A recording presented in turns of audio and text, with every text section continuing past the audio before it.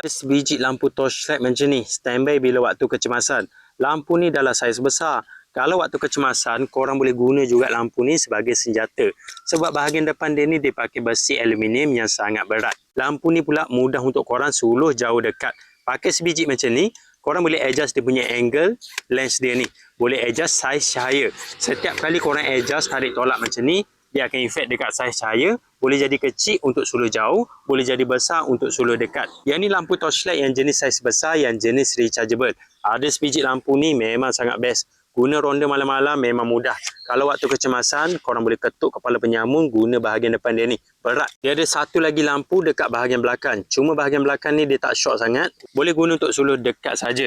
Kalau nak suluh jauh dekat, pakai yang bahagian sini.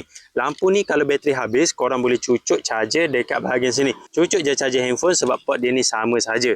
Jadi kalau korang nak cari lampu torchlight yang jenis saiz besar macam ni, bukan sekadar lampu suluh, boleh jadi senjata bila waktu kecemasan.